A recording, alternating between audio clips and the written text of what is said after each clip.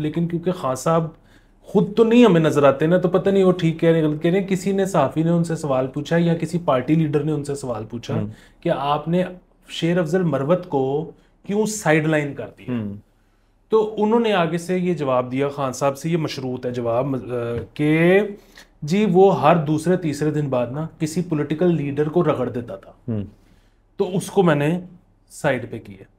अच्छा, अब अगेन उनके बारे में पहले क्या आ रहा था, बातें आ रही थी खान साहब के बारे में कि वो कह रहे थे कि मैं तो किसी और पार्टी से बिल्कुल बात साथ नहीं बैठने को करूंगा। तैयार नहीं हूँ, और ये आ रहा था कि जी इस्टेब्लिशमेंट के साथ मैं बात करने को तैयार हूँ। अब क्या आना शुरू हुआ है लेटली, अगेन सही गलत हमें नहीं पता, कि जी मैं इस्टेब्लिशमेंट के साथ बैठने को तैयार नहीं हूँ। और साइडलाइन किसको किया है, कि जो किसी पॉलिटिकल पार्टी को बार बार उनके मुताबिक तो उसके वो बाद दरवाजे खुले रखना चाह रहे हैं। एक, देखें दरवाजे खुले बंद तो खुलते बंद तो होते रहते हैं, वो खोलना किधर चाह रहे हैं और बंद किधर कर रहे हैं। अस्सलाम वालेकुम, मुस्बत शो में बहुत बहुत खुश आमदीद। मैं हूं असद निज़ामी, मेरे साथ हैं अली आफ्ताब। शो को प्लीज लाइक और शेयर करें, चैनल को जरूर सब्सक्राइब कीजिएगा। सर कैसे हैं? सर कल से बेहतर हूँ। कल एक अब्बास मीटर रीडर साहब के नाम से मैसेज आया था कि ऑफ कलर्ड लग रहे हैं, तो उन्होंने बड़ा ठीक पकड़ा। सख्त फूड पॉइजनिंग हुई हुई थी और अभी भी है। तो हमने बल्कि कल एक एक्स्ट्रा शो भी रिकॉर्ड करने की कोशिश की जो ज़ाया हो गया, जी उसकी वजह कि बिल्कुल ही हम ड्रेन्ड थे। हाँ। तो दुआ करें, और आपने आप देखिए क्या, छुट्टी नहीं हम कर सर रहे। क्या खाया आपने? ये पता चलनी चाहिए ना, ताकि लोग भी तो चौकस हो जाएं। सर पता नहीं कुछ हवा में ही है, क्योंकि मैं तो डाइटिंग कर रहा हूँ। सर नहीं कर रहे आप डाइटिंग। मैं सर, हम लोगों को लगता है कि हम सिर्फ शो करते हैं बैठ के, हम आसपास ही होते हैं। बट सर चले आपको। सर अच्छा मेरा, मैं भरम रख रहा था लोगों पे, आपने। सर कोई सर ट्रूथ की वॉइस सर, जब हम डाइट असल में कर रहे होंगे हम रोज बताएंगे। ठीक है हम सर। बल्कि अपना मेन्यू भी शेयर कर दिया करेंगे। सर बाकी बड़ा कॉन्ट्रास्टिंग आज चल रहा है, ब्लैक एंड वाइट। ये बिल्कुल सिंबॉलिक नहीं है, ये इत्तेफाकन हो गया। लेकिन सर खबरें और ढेर सारी चीज़ें जो हैं वो हुई हैं, और वो इन तक पहुंचानी है, वरना आपको पता है ये परेशान होना शुरू हो जाते हैं। तो शुरू करते हैं सर, बाबर सत्तार साहब। ये जो आईएचसी जजेस वाला सारा केस चल रहा है, उसके अंदर फिर सबने जो लेटर शेटर रखे, उस लेटर की एक हमारे पास ना एक पैसेज, एक चीज़ जो है वो ट्विटर पे बहुत घूम रही थी, जो बाबर सत्तार साहब के साथ मुंसलिक की जा रही है। तो वो मैं उसका जो भी उसके अंदर लिखा है वो बता देता हूँ। वो basically security agencies, intelligence agencies, ISI वगैरह के हवाले से कह रहे हैं कि जब इनके ऊपर स्क्रूटनी की गई हमारी तरफ से, और कहा गया कि ये हो रहा है, ये हो रहा है, हो रहा है, तो बाबर सत्तार को गालिबन, ये उनका कहना, हमारा नहीं है, सिक्योरिटी एजेंसीज ने करके कहा कि प्लीज बैक ऑफ, कि इसके ऊपर आपने बात नहीं करनी। तो जहरों ने आगे लिखा कि जी मैंने कौन सा बैक ऑफ करना है, इस किस्म की चीज़ जो अगर हो रही है ये तो गलत है, गैर कानूनी है, और किसी जज के साथ ही हो रही है तो बहुत गलत बात है। और मैंने फिर उसके ऊपर I paid no heed to it. तो गुड, बड़े मतलब ये मतलब बड़ी बॉल्जी चीज़ है कि एक जज जो है वो इस तरह से अड़े हाथों टेकअप कर रहा है इस चीज़ को। इस तमाम लोगों ने किया हुआ है, लेकिन अब सर ये खबरें हमें, आपको लग रहा है ज़्यादा मिलना शुरू हो जाएंगी इस किस्म की? ये मिलना शुरू हो गई हैं। अभी आपने ही इसके बाद कुछ और खबरें सुनानी हैं, उधर से भी तकरीबन इसी किस्म का मैसेज मिलेगा। फिर कल जो है फैसल वाडा साहब ने एक टीवी शो पर बैठ के कहा कि एक नई दुबई लीक्स आने लगी हैं। सो उसमें उन्होंने कहा कि मेरे भी प्रॉपर्टी का जिक्र है। वो और बात है कि उन्होंने कहा कि मेरी तो जिस प्रॉपर्टी का जिक्र है वो मैं ऑलरेडी डिक्लेयर कर चुका हूँ। ये पैनामा शैनामा टाइप लीक्स हैं, या एग्जैक्टली ये वो टोटल लीक्स हैं? नहीं नहीं नहीं अच्छा नहीं, पैनामा, अच्छा। पैनामा टाइप लीक्स हैं, जिसमें पाकिस्तानी जिनकी प्रॉपर्टीज हैं दुबई वगैरह दुबई में, में, ओके। उनके नाम है, लिस्ट है। वाडा साहब ये क्लेम कर रहे हैं कि उनकी जिस प्रॉपर्टी का जिक्र है, अच्छा जाहिर है जिस जिसका भी नाम होता है उसको तो पहले ही पता लग जाता है ना कि ये लिस्ट आने वाली है। उसकी वजह ये है कि जो भी न्यूज़ इदारा उसको पब्लिश करता है उसकी ड्यूटी में शामिल होता है कि वो पब्लिश करने से पहले उस बंदे को फ़ोन करके उसका मौक़िफ़ ले ले। तो इसलिए जिस जिसका भी नाम है उसको ऑलरेडी पता है कि ये लिस्ट आने लगी है। सर वैसे सॉरी आपकी बात काट रहा हूँ, हर दफा नहीं पूछते, लेकिन मैं शो पे नहीं आपको बता सकते, मैं आपको बाद में बताऊँ। बिल्कुल ठीक है, लेकिन ये उन्होंने नॉर्मल जर्नलिस्टिक एथिक्स मांगते हैं कि जी अगर किसी का नाम किसी जगह में जा रहा है तो उनसे बात करके जाना चाहिए। ये बिल्कुल सही बात। बिल्कुल, और अगर बंदा नहीं जवाब देता फिर उसकी मर्जी के बगैर भी छाप सकते हाँ वो हैं। तो वो तो हक है फिर। तो जाहिर है अब क्योंकि फैसल वाडा साहब को तो फोन ही चला गया होगा, उन्होंने बल्कि ये भी बता दिया कि डॉन कर रही है। हाँ। सो वो तो खैर इनी मिनी माइनी, वो तो कुरंदाजी होती है ना। डॉन खुद तो नहीं न्यूज ये ले सकता, वो तो जिसने भी बाहर से ये बेसिकली इन्वेस्टिगेटिव जर्नलिज्म किया उसने फिर यहाँ पे पिक किया होगा कि अच्छा इस बंदे के और सर लीक्स जो डॉन की होती है ना सर, क्योंकि डॉन लीक्स भी हो चुकी हैं और बाकी लीकिंग भी वो करते हैं, लीकी थोड़ा अखबार है सर वो। तो अब उसमें ना वो बार बार ये कह रहे थे कि जी ये मैं तो जवाब दे दूंगा अपना, और उसमें मैं जानता हूं ऐसे लोग जिनकी प्रॉपर्टीज बाहर हैं लेकिन उनका नाम उसमें से निकाल दिया गया है, सो उनको क्लीन चिट दे दी गई है, तो मेरा जब नाम आएगा या इस तरह के लोगों का नाम लाएगा तो हम उनके भी नाम लेंगे फिर। और उन्होंने साथ में ये भी कहा है कि जी टाइमिंग देखें कि आप ये किस वक्त आ रहे हैं। अच्छा, अब ये बात जो है ये बिल्कुल ठीक है कि टाइमिंग देख लें कि किस वक्त आ रहा है। और वाडा साहब का नाम है बीच में। वाडा साहब कौन है, किसके करीब है? ठीक है, तो इस तरफ से भी मुहासबा हो रहा है, फिर जजेस आहिस्ता आहिस्ता आपको लग रहा है कि खड़े हो रहे हैं जी। सो और अभी आपने खबरें देनी है, हर तरफ से ना दीवार सी खड़ी होती जा रही है। हाँ सर, लेकिन चुनाई अच्छी होनी चाहिए दीवार की। अगर चुनाई अच्छी ना हो तो वो दीवार ऐसे भी गिर जाती होती है, माजी में हमने देखा है। ये बिल्कुल ठीक है, गिर जाती होती है, लेकिन एक और चीज भी होती है ना कि दीवार गिराने के लिए ना जोर लगता है। सो बहुत अरसे से, बल्कि शायद हमेशा से दीवार खड़ी की जाती है, दीवार गिर जाती है, खड़ी की जाती है, गिर जाती है। अब इधर से इनकी चुनाई बेहतर हो रही हो या ना हो रही हो, गिराने के लिए जो जोर चाहिए होता है ना वो गिरा गिरा के कम होता जा रहा है। सो ये तो पूरा अफसाना है सर।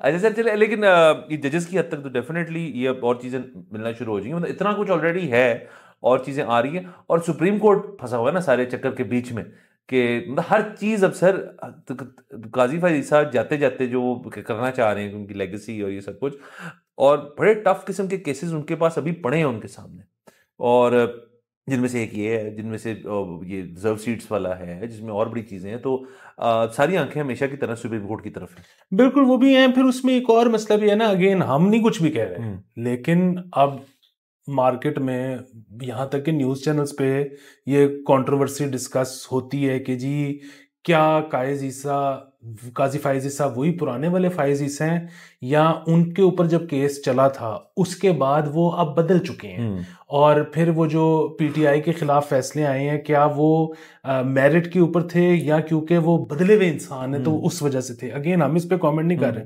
लेकिन अब जो उनके साथ के दूसरे जजेस हैं वो अब कभी कभी मतलब अगेन वो बिल्कुल अपने उस पर भी कर सकते हैं, इसी तरह जिस तरह आपने कहा कि जी वो मतलब वो तो अपनी कॉन्शियंस की आवाज़ सुन रहे हैं। दूसरी तरफ ये भी है कि वो एक बड़ा दिखा रहे हैं कि जी हम वो सारी जुडिशरी एक उसका हिस्सा नहीं है। ठीक है, मतलब अगेन ये मिलटैब्लिशमेंट के बारे में बात होती है कि जी वो उनके अंदर जितनी मर्जी आवाज़ें हों, लेकिन वो जो है ना नई राह लेने से पहले इंतजार करते हैं कि ऊपर से चेंज आ जाए। यहाँ पे वो कह रहे हैं कि नहीं, यहाँ पे आपको 7 मुख्तलिफ आवाजें भी मिल सकती हैं। फिर वही बात है कि क्योंकि पावर जो है ना वो शेक हो रही है, वो कम हो रही है हर जगह से, क्योंकि हम कल भी जिस तरह बात कर रहे थे कि पैसे खत्म हो रहे हैं, तो फिर उसमें वो जो स्पेस क्रिएट होती है उसमें भी तो पावर की एक जंग होती है ना, तो उसमें अब जुडिशरी अपने लिए ज्यादा रोल मांग रही होगी, मतलब वो अपनी ज्यादा स्पेस जी। तो सारा कुछ कनेक्टेड है सर। और देखिए काजी भाई ईसा के आपने बदलाव और उनकी चेंज में बात की, तो देखिए हम तो नहीं कह रहे ये बात, हम तो देखिए टू बी ऑनेस्ट हम इतना क्लोजली उनकी चीज मॉनिटर भी नहीं करते, बट हाँ एक चेंज फील तासुर उसका मिल रहा है।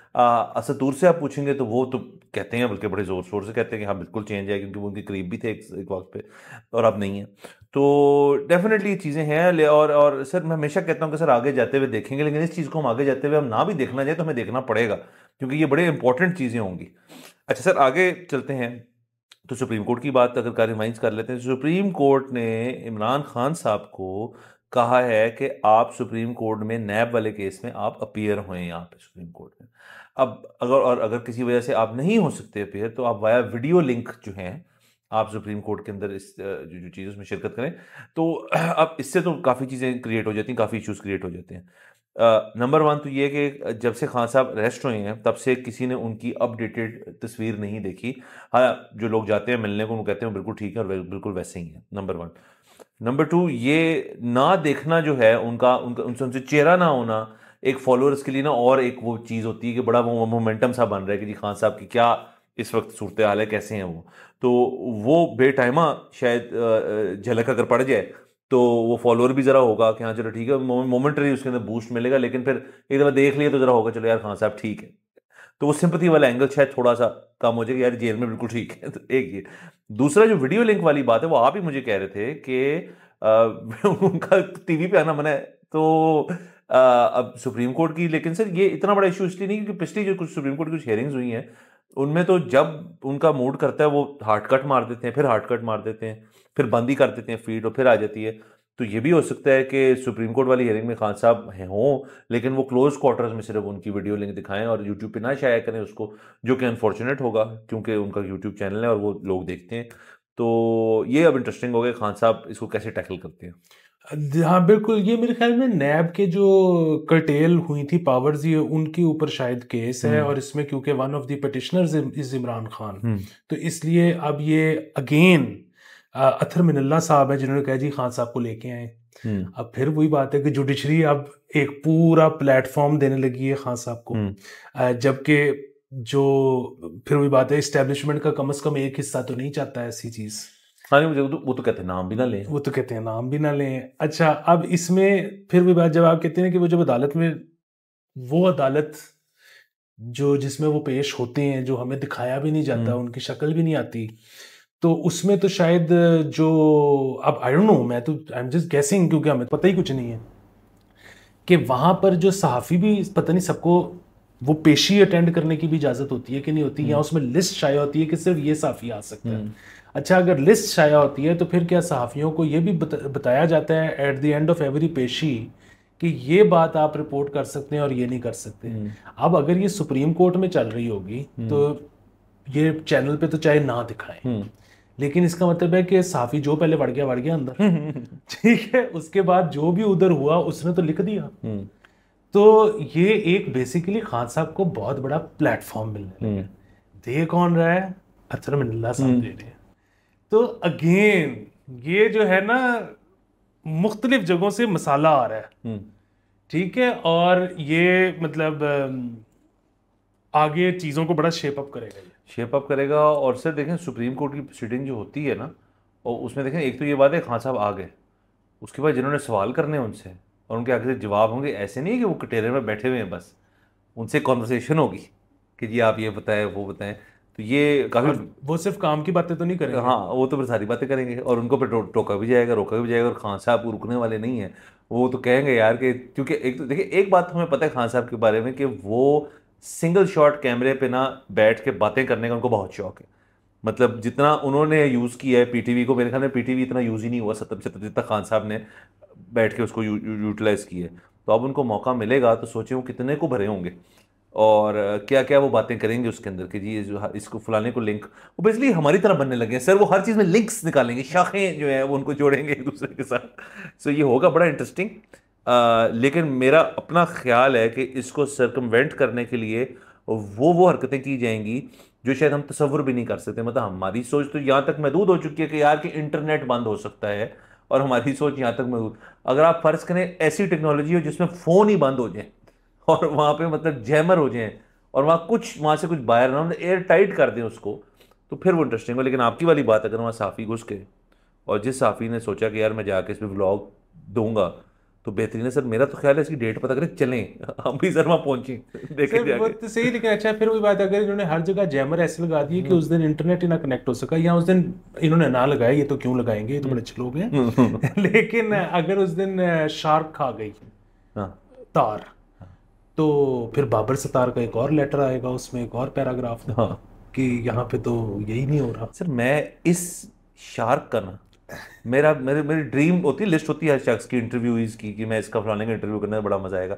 ये शार्क उस लिस्ट पे आ गया है। ये कैसी मच्छी है जो हमारी ही तार चुनती है और उसको खा जाती है, बड़ी इंटेलिजेंट फिश है ये। तो बहरहाल सर लेकिन ये इंटरेस्टिंग होगा, बहुत इंटरेस्टिंग होगा। और ये जैसे मैंने कहा कि पीटीआई फॉलोअर्स के लिए अगर तो होंगे बहुत ढेर सारे, वो ये सुन रहे हैं तो वो डेट मार्क कर लें। इसमें ना एक और आपको मैं बताऊं कि उस अगर वो बात ठीक है ना तो उसमें भी इशारा है समझने वालों के लिए वो ये कि अगेन मैं इसलिए कह रहा हूँ कि अगर सही हुई कि वो खान साहब के नाम से चल रही है अब, लेकिन क्योंकि खान साहब खुद तो नहीं हमें नजर आते ना, तो पता नहीं वो ठीक कह रहे हैं गलत कह रहे हैं। किसी ने सहाफ़ी ने उनसे सवाल पूछा या किसी पार्टी लीडर ने उनसे सवाल पूछा कि आपने शेर अफजल मरवत को क्यों साइडलाइन कर दिया, तो उन्होंने आगे से ये जवाब दिया, खान साहब से ये मशरूत है जवाब कि जी वो हर दूसरे तीसरे दिन बाद ना किसी पॉलिटिकल लीडर को रगड़ देता था, तो उसको मैंने साइड पे किया।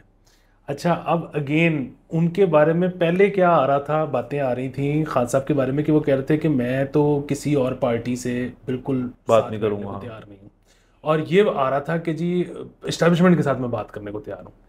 अब क्या आना शुरू हुआ है लेटली, अगेन सही गलत हमें नहीं पता, कि जी मैं इस्टेब्लिशमेंट के साथ बैठने को तैयार नहीं हूँ। और साइडलाइन किसको किया है कि जो किसी पॉलिटिकल पार्टी को बार बार उनके मुताबिक उसको दरवाजे खुले रखना चाह रहे हैं। एक देखें, दरवाजे खुले बंद तो खुलते बंद तो होते रहते हैं, वो खोलना किधर चाह रहे हैं और बंद किधर कर रहे हैं, तो ये समझने वालों के लिए इशारे हैं। हर तरफ किसी किस्म की चीज जो है वो एक उसकी मतलब तय जो है वो वहां तक जा रही है। तो तीसरी भी कर लेते खबर, बिल्कुल वो भी इस बारे में एक हद तक, मतलब अगर माजी में चले जाएं तो पार्लियामेंट के अंदर बहस शहस हो रही थी। उमर यूब और ख्वाजा आसिफ साहब जो हैं वो ज़रा ज़्यादा इंटेंस हो गई कॉन्वर्सेशन। तो पहले उमर यूब साहब ने बातें शातें की, उन्होंने वही जो पुराने इल्ज़ाम हैं कि ये ज़िया की गोद में बैठ के आए और उन्होंने ज़िया उल हक के साथ मिलकर उन्होंने गवर्नमेंट बनाई, IGI ये वो सब कुछ कर करा के उन्होंने बोल लिया। और फिर ख्वाजा आसिफ साहब उठे, और जब ख्वाजा आसिफ साहब उठे तो PTI SIC की तरफ से हूटिंग और नारे और ये और उनको बोलने नहीं दिया। तो उनका ये ठीक था। और ख्वाजा साहब आसिफ साहब का ये है, ये बड़ी दफ़ा करते हैं, यार जब मैंने आप बोल रहे थे मैं नहीं बोला, हम चुप करके बैठे रहे, तो अब आप हम मुझे बोलने दें और सुनने की बर्दाश्त रखें। तो वो खैर नहीं माने। फिर यार सदक साहब ने माइक शाइक बंद करवाए, ज़रा धीमा किया उनको, फिर भी हूटिंग शूटिंग चल रही थी। तो ख्वाजा आसिफ ने फिर यही कहा कि जी हाँ बिल्कुल ठीक कह रहे हैं, ये बात ज़िया उल हक वाली हम तस्लीम कर लेते हैं, लेकिन आपके सामने वाली फ्रंट रो में बाकी सारे ये हमारे साथ ही थे मजलिस शूरा में, इन्होंने भी हमारे साथ ही गवर्नमेंट बनाई हुई थी, वही हैं। और दूसरी उन्होंने बात की जो क्योंकि उमर यूब को बड़ा केयरफुल होना पड़ेगा इस किस्म के इल्ज़ाम लगाने से, क्योंकि वो यूब खान के पोते हैं। और ये भी बात छिड़ी फिर, तो यूब खान के अगर आप पोते हैं और ज़िया उल हक का इल्ज़ाम लगा रहे हैं तो फिर देखें ना, ये तो बड़ा टू क्लोज टू होम है और टू क्लोज फॉर कम्फर्ट है ये सारी बात। तो जाहिर है फिर ये चला तू मैं चली। और जाहिर है जब पार्लियामेंट के अंदर इस किस्म की बातें होना शुरू तो काम तो कोई नहीं होता, फिर तो बस जुगतबाजी चलती है। तो और ख्वाजा आसिफ साहब के साथ जुगतबाजी करना कोई अच्छा आइडिया नहीं है, क्योंकि आपको खा पी जाएंगे। तो बट ये हुआ और हमने देखा, तो इस पर बात करना ज़रा मेरे ख्याल में ज़रूरी है। सर ये असल में फिर वही बात है कि मेरे ख्याल में ये सिर्फ जुगतों का मुकाबला नहीं था। मुझे तो ऐसा लगना, अब बीच में शक होना शुरू हो गया कि ये रल गए। सो इन्होंने शायद पूरा प्लान करके, मतलब ये कितना मुश्किल काम है कि उमर अयूब ये सोचे, मतलब अगेन हो तो इस दुनिया में कुछ भी सकता है, लेकिन बहुत मुश्किल चीज़ है ना कि उमर अयूब ये सोचे कि मैं इनको पहले तो ये कहूँगा कि तुम इस्टेब्लिशमेंट की पार्टी हो आज, और फिर मैं ये भी बात करूँगा कि तुम लोग तो इस ज़िया उल हक के तुम्हारी बुनियाद इस्टेब्लिशमेंट की तरफ से आई थी, और ये इन रिटर्न हमें जो इतने सारे हम बैठे हुए हैं इनको भी कुछ नहीं कहेंगे, मेरे दादा को भी कुछ नहीं कहेंगे, मेरे वालिद को भी कुछ नहीं कहेंगे। ये उसने सोचा है, ये बहुत मुश्किल लगता है। हाँ सर इन्होंने कल एक दूसरे को अपनी तरफ से जुगतबाजी दिखाना था कि हम एक दूसरे को कर रहे हैं, ये तो कर कहीं और रहे थे। जा कहीं और रही थी सारी चीज़ सर। क्योंकि बहरहाल अगर आप हिस्ट्री को थोड़ा सा करें, मुआवजा करें, देखें तो अयूब खान वाली चीज़ अगर ना हुई होती, मतलब तब तो मतलब मादरी मतलब फातिमा भुट्टो का कह रहा हूँ, हाँ फातिमा जिन्ना सॉरी, वो थी, और वो जो सुर्खियाँ उस दिनों में छपी और वो अयूब खान की तरफ से छपी और उनको कतार करा दिया गया। मतलब ये सारा कुछ हुआ है, अगर को पढ़ना चाहे जो मतलब खास तौर पर PTI वाले, तो पीछे जाके देखे क्या हुआ, यही होता है हमेशा से। तो अगर वो पढ़ ले तो हिस्ट्री की जो तकदीर सारा कुछ है, पाकिस्तान का मैप जो है, अगर उसको बड़े ही पिन पॉइंट करें, लोग ज़्यादा करते हैं बट अयूब खान ज़रा उसमें से निकल आते हैं। तो थोड़ा अगर आप उस चीज़ को पिन पॉइंट करें तो चीज़ें जो हैं वो बहुत डिफरेंट होती हैं। मतलब अगर अयूब खान वाली चीज़ ना हुई होती तो ज़िया वाली शायद हो ही ना सकती। तो ये उमर अयूब को नहीं पता होगा, ये उमर अयूब को पता होगा ना, उसके घर की बात है ये। सो अगर उनको ये पता है तो इशारा तो फिर भी एक ही तरफ है जैसे आप कह रहे हैं। और इन तमाम तीनों खबरों के अंदर वो जो चुनाई वाली बात मैं कर रहा था, वो ये उसकी मतलब समझिए ईंटें रखी जा रही हैं। आहिस्ता आहिस्ता आहिस्ता आहिस्ता आहिस्ता बट रखी जरूर जा रही हैं। और लेकिन सर मेरा फिर भी ख्याल है ये चुनाई अच्छी नहीं होगी सर, क्योंकि कोई बात नहीं, इसके बाद फिर एक नई दीवार। ये सो मसला ये है कि अब ना बेसिकली आपने देखा है कि कोई जब जानवर जख्मी होके लंगड़ाना शुरू करता है ना, तो फिर ऊपर चीलें घूमना शुरू हो जाती हैं। सो बेसिकली वल्चर्स आ गए हैं, अब तो कोई बंदा नहीं छोड़ेगा। और उसकी वजह सिर्फ और सिर्फ एक है कि इकोनॉमी जो है ना, क्योंकि वो नीचे है तो अब सबको पता है कि पावरें जा रही हैं। और यहाँ पे ना एक बड़ा वो होता है कि जी वो खान साहब के, अब क्योंकि आजकल खान साहब ज़ेर ताब है तो उनके पॉइंट ऑफ व्यू से ज़्यादा ये बात होती है, वरना हमेशा किसी ना किसी इससे पहले वो थे, नून लीग थी अंदर, उससे पहले पीपल पार्टी अंदर थी, करते करते। अच्छा आजकल वो बड़ा होता है कि जी अब खान साहब अपना बिल्कुल सही हो गए हैं, उनको समझ आ गई है, पहले उनको समझ नहीं थी, अब समझ आ गई है, अब तो वो कोई कॉम्प्रोमाइज़ करेंगे ही नहीं। और अब वो निकलेंगे और ऐसी की तैसी फेर देंगे, और नहीं ऐसी की तैसी फेर सकेंगे, वो अंदर ही रहेंगे, अंदर अपनी जान दे देंगे और यूं ऐसे। और अगर अब उन्होंने कॉम्प्रोमाइज़ किया तो उनका तो वोटर उनको छोड़ के चला जाएगा टैक्स। ये मेरे नहीं ख्याल इस तरह होता है। उसकी वजह ये कि हमारे जो वोटर है ना, वो उनको बस जो पसंद है वो पसंद है, और जो नहीं पसंद वो नहीं पसंद। उसके पीछे कोई ख़ास कोई रैशनल कोई लॉजिक वगैरह नहीं होती और हो भी नहीं सकती। मतलब सारी तकरीबन एक जैसे हैं। मतलब आज आप, मैं और आप बहुत अर्नेस्टली बहस करके भी देख लें तो हम इमरान खान और नवाज शरीफ में से कोई फर्क नहीं निकाल सकते। तो वो वही है, तो basically at the end of the day पसंद है, कोई गल है, एक कोई गल है। सो जो है ना वो नहीं होता। दूसरा एक और चीज़ जो सबसे बुनियादी चीज़ है, मतलब फिर वही बात, मियाँ साहब के बारे में भी वही था जब वो जेल में थे, तो कि जी हुन मियाँ साहब पहले कुछ और थे, अब वो बन गए स्टेट्समैन। तो अब जो मियाँ साहब, अच्छा वो अब देख लो लेटे हुए हैं ना, ठीक है। अच्छा प्रॉब्लम बताइए कि ये बात ही गलत है। मतलब आप मुझे किसी के बारे में ये कहना कि यार ये जब बच्चा था ये बहुत शरारती था, लेकिन 6 साल की उम्र में ना फिर ये सोबर हो गया, फिर उसके बाद ये ठीक रहा, बहुत में मुश्किल है, लेकिन ये मैं बात मान सकता हूँ। आप किसी बंदे के बारे में कहें कि यार ये बंदा ऐसा था लेकिन ना 65 साल की उम्र में ठीक हो गया। नहीं 65 साल की उम्र में आप आदत से मजबूर होते हो, कोई बंदा ठीक हो ही नहीं सकता। 60 साल की उम्र के बाद इंसान में सिर्फ एक तब्दीली आ सकती है, और वो आती है। वो ये है कि वो पहले से ज्यादा ठरकी हो जाता है। इसके अलावा कोई तब्दीली इंसान में नहीं आ सकती। सो जो इमरान खान था उसने वही अब मरते दम तक रहना है, जो नवाज शरीफ था उसने वही मरते दम तक रहना है। हाँ लेकिन फिर वही बात, ये है सियासतदान। सो ये अपनी जो स्पेस है ना उसको तो हमेशा बढ़ाते रहेंगे, इनको इनके ये उस डीएनए में शामिल है। सो ये जेल से भी निकलेंगे, ये उसके लिए कॉम्प्रोमाइज भी करेंगे, ये हुकूमत में भी आएंगे उसके लिए भी कॉम्प्रोमाइज करेंगे। लेकिन ये साथ साथ जिस जो भी ज्यादा पावरफुल लगता है ना उसको खाई जाएंगे, उसको हल्के हल्के चक। तो भाईजान इधर चक शुरू हो गए हैं, स्मॉल बाइट्स इधर शुरू हो गई हैं, और अब हर क्वार्टर से शुरू हो गई है। अब किसी एक पार्टी से नहीं, अब तो खुले ही खाता हो गया है, और अब तो बाहर से लीकें भी आनी शुरू हो गई हैं। अब तो बहुत ही ऐसे सर ये सारा कुछ देखें उस तरफ जा रही, चले अगर फर्ज करें जा रही है बात, तो देखें रिटेलिएशन के तौर पे एक चीज जो है हमें नजर आ रही है, वो ये है कि जो ये मीडिया के ऊपर एक ग्रिस्प चाह रहे हैं, ग्राव चाह रहे हैं, वो भी मुश्किल होता जा रहा है। असल में मैं बड़ी जगह ये जैसे बाबर सत्तार वाली खबर हमने की थी, उसके नीचे मैं ट्वीट थी मैं पढ़ रहा था नीचे, where is the media, where is media, media क्या कर रहा है इसके ऊपर, मीडिया क्यों नहीं बात करता है इसके बारे में। यार मीडिया की आपकी डेफिनेशन जो है वो बड़ी गलत है। आप मीडिया क्यों डिफाइन करते हैं यार कि ये 6 चैनल हैं, 4 अखबार हैं और बस ये 10 इदारे जो है ना ये मिल के पाकिस्तान का मीडिया चलाते हैं। नो, आप थोड़ा सा देखें कि इसके ऊपर कौन नहीं बात कर रहा, मुझे बताएं। थोड़ा अपना जो कंजम्पशन ऑफ मीडिया है जरा उसको ब्रॉडर करें ना। आप जरा जाएं, जरा अंदर देखें, यूट्यूब की आंतड़ियों में जाके देखें आप क्या क्या आपको मिलता है और क्या क्या लोग बात नहीं कर रहे। तो तब आपको समझ आएगी कि मीडिया इसके ऊपर क्या करने की कोशिश कर रहा है, और ये वाला जो मीडिया डिजिटल वाला, इसको रोकना जो है वो इतना आसान नहीं है। और आप सबसे इम्पोर्टेंट ये चीज़ देखें कि वो सहाफ़ी जो कि टेलीविज़न पर भी है और अखबार पे भी है और वहाँ पे नहीं कर पा रहा, वो अपने यूट्यूब चैनल पे कर रहा है। और वही सहाफ़ी अब जब आप उसको एक चैनल से दूसरे चैनल में जब वो स्विच करता है या उसको बेसिकली ऑफर आती है ज़्यादा पैसों के साथ, तो वो सबसे पहले निगोशिएट ये करता है कि मेरा यूट्यूब चलता रहेगा, ये नहीं होगा कि मैं आपको ज्वाइन करके यूट्यूब बंद कर दूंगा। नंबर एक चीज। अच्छा, नंबर दो चीज, again sir it all gets down to economy, पैसे, ताकत आप लूज ही सिर्फ वहां से करते हो।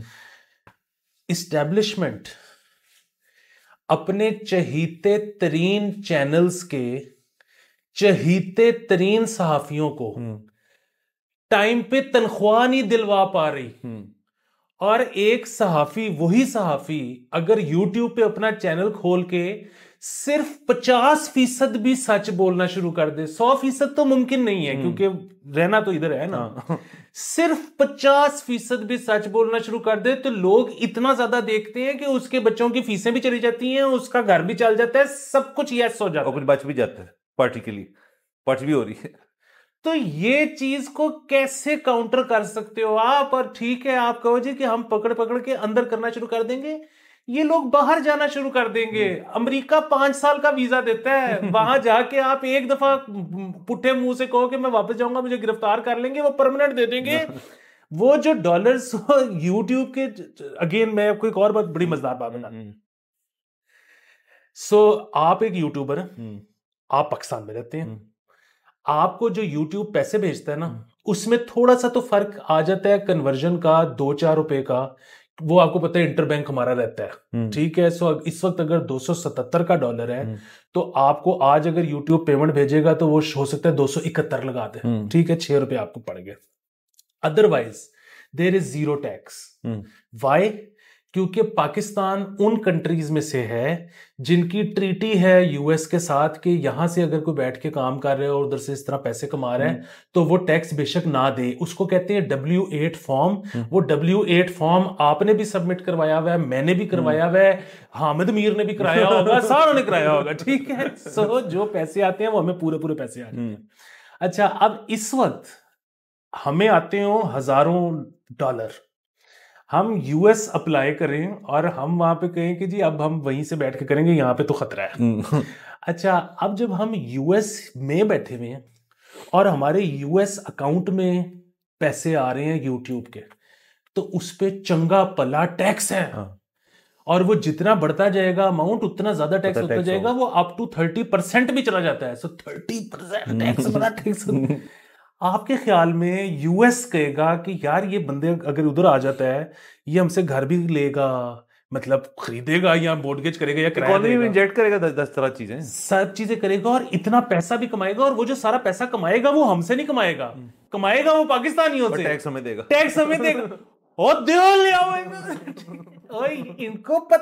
इनको अब नहीं पता कि कैसे करना है। एक तो इनको सबसे पहले जो है ना, हम बार बार ये ऑफर करते हैं कि कोई भी मतलब पार्टी हो, एस्टेब्लिशमेंट हो, कुछ भी हो, अदलिया हो, अब आगे कैसे उन्होंने वर्ल्ड व्यू उनका क्या होना चाहिए और कैसे चीजें मैनेज करनी है, उसके लिए हम दोनों भाइयों को इंगेज करें। सर हम रेडी बैठे होते हैं। बिल्कुल।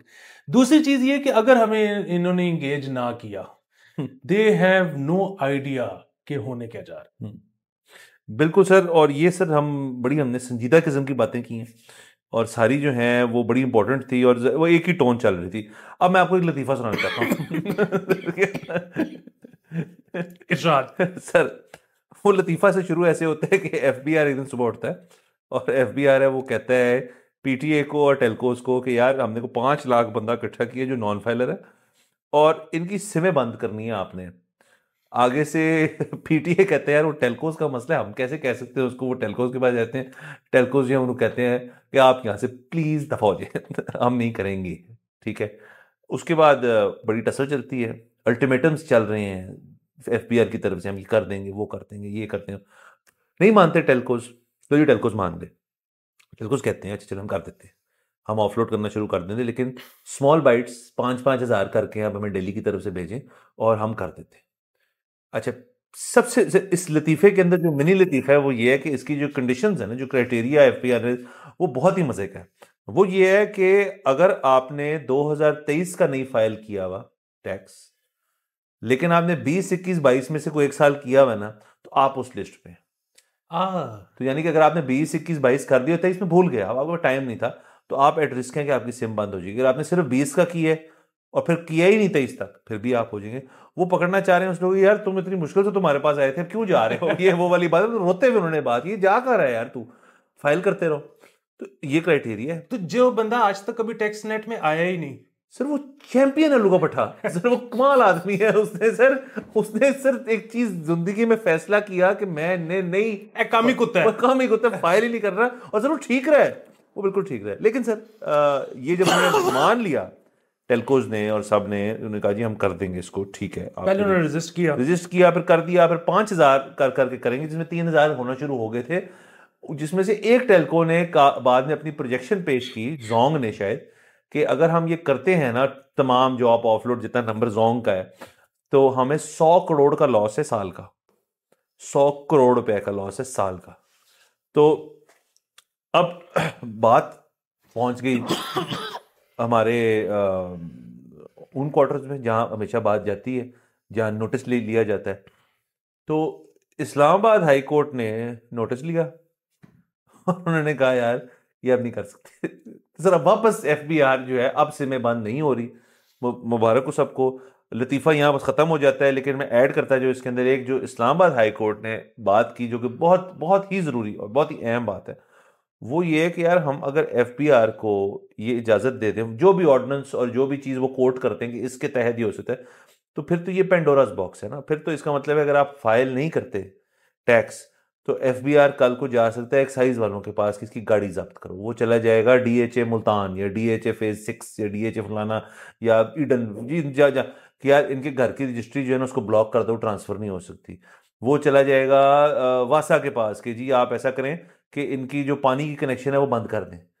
सो ये कहीं रुकेगा नहीं ये मसला। तो इस्लामाबाद हाई कोर्ट ने बड़ा अच्छा काम किया कि आप ये नहीं कर सकते, क्योंकि अगर आपको इस चीज़ की आदत पड़ गई ना, तो आप अपना काम नहीं करेंगे, आप अपना सारा काम कहेंगे यार कि लोगों को तड़ियां लगा के बंद करके उनको एक फंसा के फाइल कर दे, ताकि वो फाइल कर दे, नहीं करेगा वो फाइल। बिल्कुल, मतलब आपने खुद केस फाइल नहीं किसी की बनानी। क्योंकि आप एफबीआर ये भी तो कर सकता है ना कि एक बंदे की केस फाइल बनाए कि इस तरह से ये बंदा जो है टैक्स इसका फाइलर होना बनता है, ये इतने पैसे कमाता है फलाना ढमकाना, और ये फाइलर नहीं है, या ये था और ये छोड़ गया है, अदालत में पेश करे, उसको अरेस्ट करे। वो नहीं करना, दूसरों को कह रहा है कि अपने कारोबार ठप कर लो, इसका काम ना करो। हम बिल्कुल अदालत के साथ हैं इसमें, और ये बहुत फजूल हरकत है। लतीफा है सही, ये लतीफा है, ये फिल्मों में होती है।